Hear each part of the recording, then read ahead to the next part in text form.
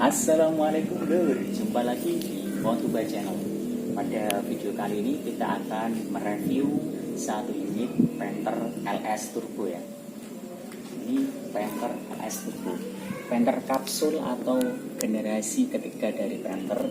Ini dari tahun diproduksi dari tahun 2000 sampai tahun 2005 ya, yang untuk model ini. Kemudian setelah 2005 ada tipe facelift yang lampunya lebih besar. Untuk Panther kapsul itu ada 3 tingkatan. Yang pertama paling rendah itu LM, kemudian atasnya LV, dan di atasnya LS. Kemudian untuk varian tertingginya itu LS Turbo atau Panther Touring seperti ini. Ini adalah varian tertingginya. Di atasnya LS Turbo. Kalau di generasi 2 atau Panther kotak yang sebelumnya itu yang tipe tinggi kayak gini namanya Panther Sporty, High Sporty ya. Kemudian di generasi yang Panther kapsul diganti nama menjadi Panther Touring. Oke ya, langsung saja kita review dari eksteriornya dulu. Tampak dari depan kan terlihat garang ya, cukup gagah dengan ground clearance yang cukup tinggi karena memiliki ban yang ukuran cukup besar. Kemudian untuk lampunya sipit ya, dia lampunya sipit seperti ini, dan lampu ratingnya juga menyudut atau model seperti ini. Kalau yang tipe facelift lampunya sudah besar. Kemudian model grillnya seperti ini dengan tulisan Isuzu di tengahnya. Kemudian untuk bumpernya seperti ini, terlihat gagah dengan sirip-sirip di tengah dan juga 2 fog lamp ya, kanan dan kiri. Untuk kacanya cukup luas, pandangan ke depan dengan dilengkapi wiper. Untuk ukuran mobil ini ukurannya cukup tinggi ya, Panther Touring ini. Ukuran bannya seperti ini. Ini velgnya ukuran ring 15, tapi bannya, profil bannya cukup tinggi. Ukurannya 235/70 ring 15. Untuk roda depan sudah dilengkapi dengan rem cakram, kalau belakang masih tromol. Kemudian untuk suspensi depan ini menggunakan tipe wishbone dengan torsion beam ya, jadi cukup empuk pantulannya. Dengan ban yang tinggi dan ground clearance yang tinggi, untuk daerah-daerah pedesaan atau pegunungan untuk bertualang ini sangat cocok karena jalan yang tidak rata, bumpy, jalan berlubang maupun polisi tidur bisa diterabas dengan mudah. Dengan suspensinya yang cukup empuk, jadi masih nyaman untuk terabas-terabas. Terabas-terabas ringan tentunya. Kemudian dari depan kita lihat dari samping ya. Dari samping bodinya cukup sederhana. Ini ada side moldingnya di bagian kiri kanan dan juga tepian roda. Kemudian ada footstep untuk memudahkan naik ke kabin ya, karena ini cukup tinggi. Kemudian untuk spion ini belum retract tapi sudah electric mirror, jadi sudah bisa diatur dari dalam kabin. Kemudian ke belakang ini lampunya seperti ini. Lampu ratingnya kuning, lampu mundur dan ini lampu remnya. Kemudian ini bagian belakang sudah dilengkapi dengan spoiler atau kalau orang Jawa bilangnya topinan ya. Kemudian ada lampunya 2 dan juga ada tulisan Touring ya, menandakan Panther tipe tertinggi atau Panther Touring. Kemudian ada ban serepnya ini di bagian belakang, khas seperti mobil Jeep ya, atau mobil-mobil adventure. Itu pakai ban di belakang. Kemudian ada covernya, ada tulisan juga Grand Touring. Kemudian untuk bagian belakang itu plat nomornya di samping, dan juga ada variasi untuk bumper belakang. Lanjut setelah bagian eksterior ya, bagian depan, samping, dan juga belakang, kita lanjut ke bagian interior. Ayo lu. Tentunya seperti ini, cukup berat karena masih semua yang khas mobil tahun 90-an hingga 2000 awal ya. Karena Panther ini bersaing dengan Toyota Kijang dan juga Mitsubishi Skoda. Bahannya hampir semuanya besi dan juga cukup tebal berat ya. Ini untuk door trimnya seperti ini dengan bahan soft touch ya. Kemudian ada ini bludrunya sedikit dan ada speaker tweeternya kecil di sini. Kemudian yang di bawah ini yang speaker lebih besar. Kemudian ini ada laci penyimpanan. Ini untuk buka tutup pintu, dan ini ada lock atau handle pintunya. Kemudian ini dilengkapi juga dengan switch untuk power window sebelah kiri. Untuk bagian dalamnya sendiri seperti ini ya. Ini joknya cukup tebal dengan bahan bludru dan juga bisa digeser maju mundur dan naik turun. Kemudian untuk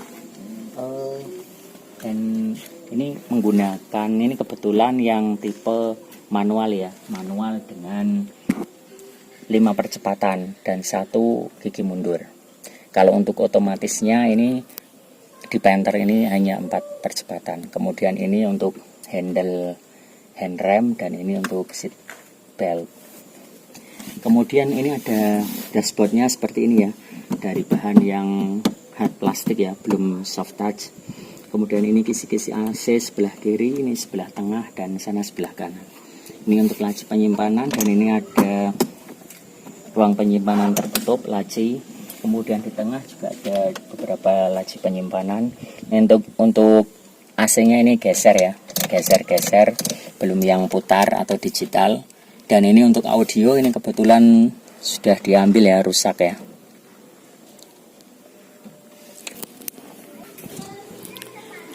Untuk seat row kedua sama ini ya, ada pintunya seperti ini dari bahan plastik, kemudian ada bludru, ada pegangan, kemudian switch power window, dan ini lock untuk buka tutup pintu. Kemudian yang bagus lagi untuk mobil-mobil era dulu ya, di zaman Kijang, Panther, dan juga Skoda, itu ada fitur ininya.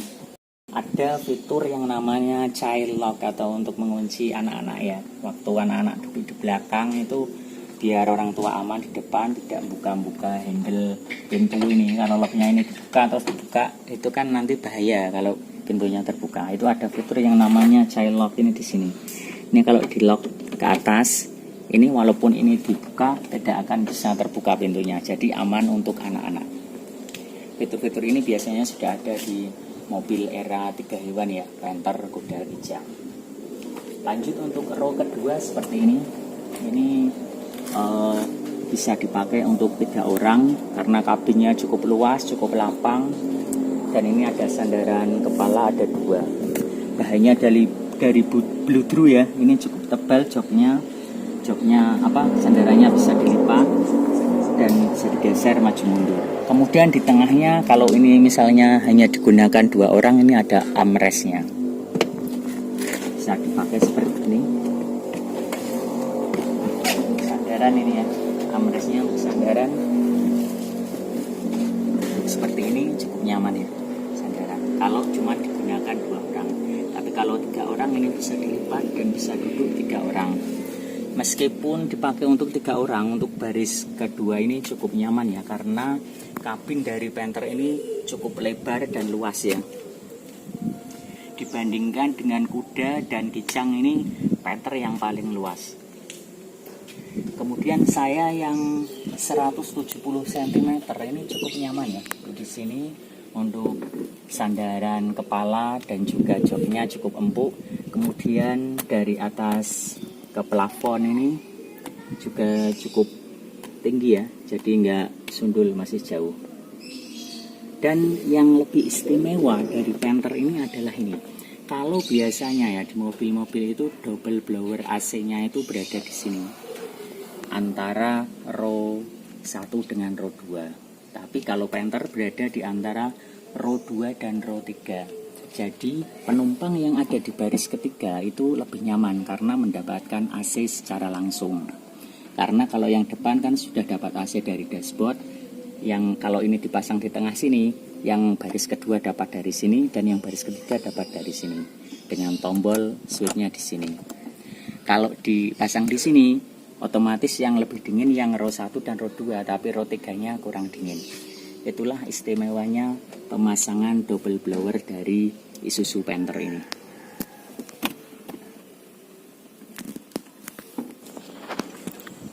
Sekarang kita mencoba ke baris row ketiga atau yang paling belakang. Ini joknya bisa kita lipat ya, lipatnya di sini, kita tarik, kemudian kita angkat sehingga memudahkan penumpang untuk masuk ke row ketiga.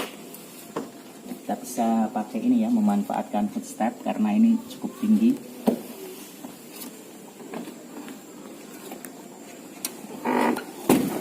Ini bisa kita lipat lagi. Seperti ini teman-teman. Saya yang 170 cm ya, ini masih cukup ada ruang space ya di sini. Kemudian ini di lutut sini jarak antara jok tengah ini dengan kaki saya, dengan dengkul saya ini, lutut saya masih cukup nyaman ya. Ini masih ada 5 jari masih masuk ini. Jadi cukup nyaman, nggak terlalu sempit. Beda jauh kalau dibandingkan dengan Lolo MPV yang zaman sekarang ya, Avanza, Xenia dan lain-lain. Karena memang Panther, kuda dan kijang ini kabinnya lebih lega. Terutama Panther ini yang paling lega, baik dari sisi lebarnya maupun panjangnya. Ini saya rasa bisa didudukin 3 orang ya. Di sini, di tengah, dan juga di samping kanan. Ini 3 orang masih cukup nyaman dan tidak berdesak-desakan ya. Mungkin itu saja untuk review jok baris ketiga.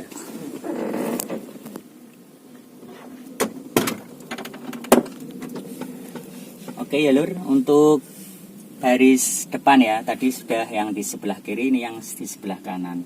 Kita lihat dulu dari door trimnya ya. Ini bentuk door trimnya sama, ini bahannya plastik, kemudian blue through, dan ada 2 speaker ya, speaker besar di bawah dan tweeternya di atas. Kemudian ini handle untuk buka pintu dan ini central lock. Artinya kalau ditutup di sini semua pintunya akan tertutup. Kemudian ini ada tombol power window ya. Ini ada tombol lock power window dan ini untuk penyimpanan. Kemudian untuk jok sama dari bahan blue through, ini bisa digeser maju mundur, dan untuk sandarannya ini bisa maju mundur juga, direbahkan atau ditegakkan. Kita masuk ya lur. Untuk desain dashboard secara keseluruhan seperti ini. Kemudian view-nya untuk pandangan ke depan cukup lebar, dan ini karena tinggi ya, jadi seperti komando banget ini, bisa melihat detail jalan dengan jelas. Untuk ujung dari bonet atau moncong dari mobil bagian depan juga kelihatan dengan jelas. Jadi untuk nyetir cukup nyaman dan cukup lega ya, karena view-nya cukup luas. Kemudian untuk pilar A ini juga tidak begitu besar, jadi untuk manuver beloknya itu tidak terhalang. Spionnya kanan kiri juga cukup besar, view ke belakang untuk melihat saat berbelok atau mau pindah jalur juga cukup mudah. Kaca spionnya juga sudah dilengkapi dengan electric mirror ya, jadi untuk naik turun kanan kiri bisa digeser dari sini. Kemudian untuk ini, untuk setir atau kemudinya ini kebetulan sudah dibungkus, aslinya ini juga masih kulit jeruk ya. Kemudian ada 2 spoke dan ini klaksonnya ada tulisan Isuzu. Untuk instrumen dashboardnya seperti ini, ada 3 ya. Yang utama yang ini untuk RPM, yang tengah untuk speedometer, dan untuk yang paling kanan ini ada untuk temperatur sama bahan bakar. Kemudian untuk yang paling bawah ini digital, ada odometer. Untuk sebelah kanan ini ada tombol electric mirror, kemudian fog lamp, di bawahnya ada kisi-kisi AC. Kemudian paling bawah ini ada untuk membuka kap mesin depan. Kemudian yang sebelah sini ini ada jam, bisa diatur ya, hours dan menitnya, jam dan menitnya. Kemudian ini untuk wiper bagian belakang, dan ini untuk semprotannya. Kemudian ini untuk lampu hazard.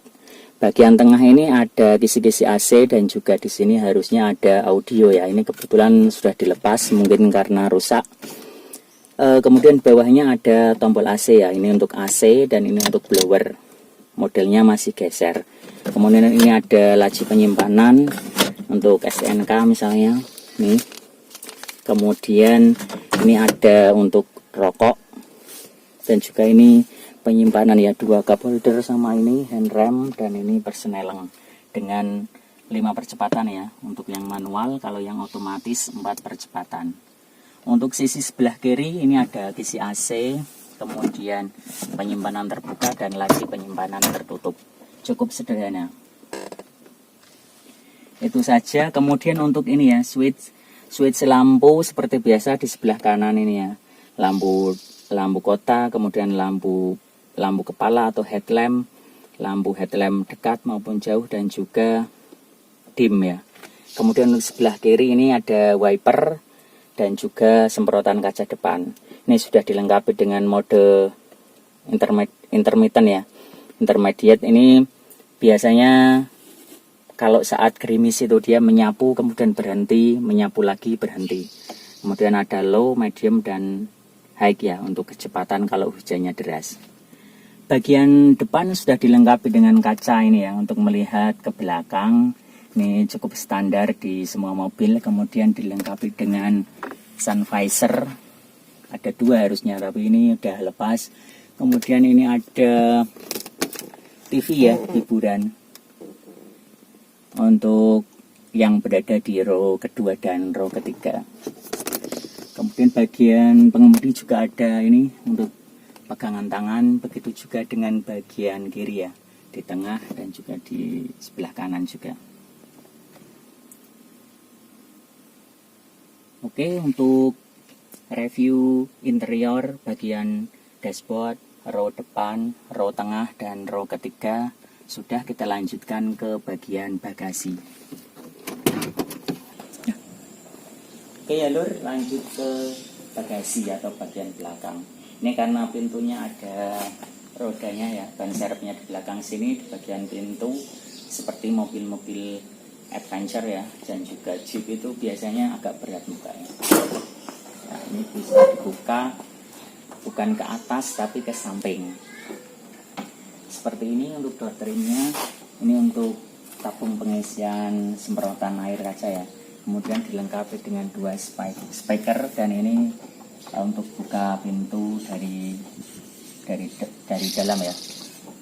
Kemudian untuk bagasinya seperti ini.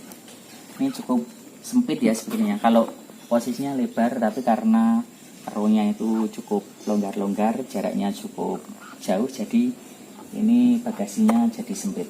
Ini mungkin hanya cukup untuk 4 atau 5 galon ya, atau 2 koper besar ya. Tapi cukup oke juga, karena kalau penumpangnya hanya 5 atau 4 kan baris ketiga ini bisa dilipat dan bagasi jadi lebih luas. Di bagasi sudah dilengkapi dengan kunci roda dan juga dongkrak. Oh ya, untuk baris ketiga ini ternyata ada headrestnya juga ini ya, di bagian kiri dan kanan. Jadi untuk sandaran penumpang yang berada di row ketiga. Oke ya lur.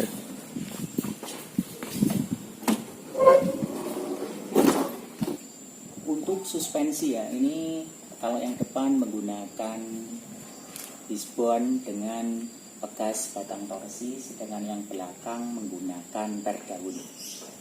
Sedangkan untuk remnya yang depan sudah menggunakan cakram dengan 1 kaliper piston, sedangkan yang belakang masih rem tromol. Oke, lanjut untuk bagian mesin ya. Kita buka dulu kapnya.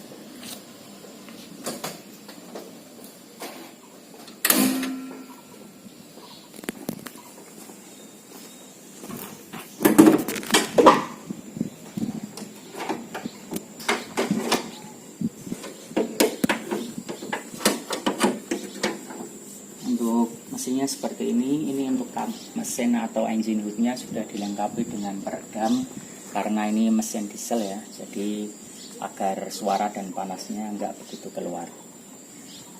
Untuk mesinnya seperti ini menggunakan mesin 4JA1 ya, direct injection. Kalau generasi pertama itu masih indirect injection ya, Panther generasi pertama dengan mesin C223. Kemudian generasi kedua yang Panther kotak itu sudah direct injection, mesinnya 4JA1 tapi belum turbo. Dan untuk generasi ketiga ini dia 4JA1 yang sudah turbo ya, atau 4JA1L. Kemudian mesinnya seperti ini, sudah dilengkapi dengan turbo, tenaganya sekitar 79 horsepower di RPM 3900. Kemudian untuk torsinya bisa diraih di angka yang cukup rendah ya. Di putaran 1800 RPM dia sudah menghasilkan torsi sebesar 130 Nm. Itu untuk yang standar. Tapi kalau yang sudah diesel turbo seperti ini, kayak tipe touring, dia tenaganya, torsinya naik sampai 190-an Nm ya, di putaran 1800 RPM. Cukup tinggi, jadi dia untuk nanjak-nanjak itu nggak perlu injak pedal terlalu dalam ya, injak pedal gas sedikit saja di RPM sekitar 1500 sampai 2000 RPM tenaganya sudah keluar dengan torsi 190 Nm di RPM 1800. Bisa diraih dengan mudah torsinya. Jadi untuk Anda yang tinggal di pegunungan, untuk nanjak-nanjak itu cukup mudah. Berbeda dengan kuda diesel ya. Kalau Panther seperti ini, dia antara water sedimentor sama filter solar ini terpisah. Kalau desain di Mitsubishi Kuda dan L300, antara water sedimentor sama filter solar itu jadi satu. Ini terpisah. Kemudian ini untuk dryer AC, ini reservoir power steering, ini filter udara, ini radiator ya dengan tutupnya. Kemudian reservoir radiator di sini. Kemudian ini aki, ini untuk screen box, kemudian ini untuk reservoir semprotan air ya, kaca depan. Kemudian ini booster rem, ini master rem, ini master kopling atas, ini kompresor AC, kemudian ini pompa power steering. Oh iya, ini untuk pompa power steeringnya masih model hidrolis, khas mobil-mobil di era 90-an hingga 2000-an awal, seperti halnya Mitsubishi Kuda dan juga Toyota Kijang, masih menggunakan hidrolis. Tetapi untuk gearboxnya berbeda. Kalau di Mitsubishi Kuda itu model rack and pinion, sedangkan di Isuzu Panther ini menggunakan gearbox recirculating ball ya. Kemudian untuk mesinnya sendiri ini juga sudah direct injection. Sedangkan kalau Kijang diesel dan juga Mitsubishi Kuda diesel itu masih indirect injection. Ini baik blok mesin maupun head silindernya dari baja tuang semua ya, enggak dari aluminium. Kalau di Mitsubishi Kuda dan juga Kijang diesel itu blok mesinnya baja tuang tapi head silindernya campuran aluminium. Kemudian ini juga sudah dilengkapi turbo ya untuk mendongkrak tenaga. Perawatan dari Panther ini lebih, kata orang itu lebih murah, lebih sederhana, spare partnya juga lebih murah, dan yang lebih disukai orang lagi karena ini menggunakan teknologi, dalam tanda kutip teknologi untuk truk ya, jadi seperti truk engkel yang mesinnya dikecilkan. Karena ini kalau truk-truk dari Isuzu itu yang elf, yang engkel itu mesinnya 4JB1, ini 4JA1, jadi volume silidernya dikecilkan, tapi konstruksinya sama. Dia menggunakan timing gear seperti truk dan bis. Kelebihannya apa? Kelebihannya dia lebih kuat, lebih awet, tidak perlu melakukan penggantian secara rutin, cukup ganti oli saja secara rutin, sudah beres ya. Bagi teman-teman yang malas merawat mobil, solusinya adalah Isuzu Panther ya. Kalau di Kijang diesel dan Mitsubishi kuda diesel itu harus rajin melakukan penggantian timing belt. Memang kalau timing belt itu suaranya lebih halus, tetapi harus dilakukan penggantian secara rutin setiap 50.000 km. Kalau timing gear seperti ini, suaranya lebih kasar, lebih berisik, getarannya juga ini terasa sampai ke setir, tapi dia lebih awet. Seperti itu.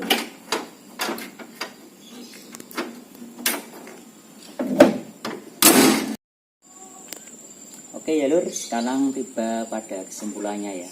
Apa kelebihan dan kekurangan dari Isuzu Panther? Persaingan tiga hewan MPV ya, antara Mitsubishi Kuda, Toyota Kijang, dan juga Isuzu Panther dari dekade 90-an hingga 2000-an awal. Dan Isuzu Panther ini kenapa harganya yang paling bertahan? Karena yang pertama kelebihannya dia spare part murah. Kemudian yang kedua, mesin bandel badak ya, tidak mudah rusak dan juga kuat minum solar busuk. Kemudian yang ketiga, dia torsinya yang paling besar, terutama yang turbo ini, sampai 190 Nm, dan dia bisa diraih di putaran yang cukup rendah, hanya putaran 1800 rpm. Jadi untuk yang tinggal di daerah pegunungan itu untuk nanjak-nanjak cukup enak ya, ringan. Kemudian yang keempat ya, yang keempat itu suspensinya empuk. Jadi untuk melibas daerah pedesaan yang mungkin jalannya rusak, bumpy, banyak lubang dan polisi tidur, dia cukup empuk. Di balik kelebihannya itu ada juga kelemahannya. Yang pertama, karena suspensinya itu terlalu empuk dan agak mantul gitu ya, dia kalau di kecepatan tinggi di tol itu untuk nikung agak limbung.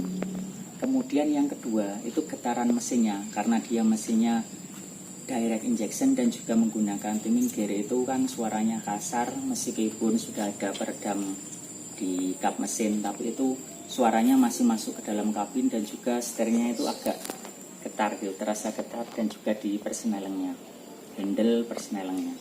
Itu yang pertama.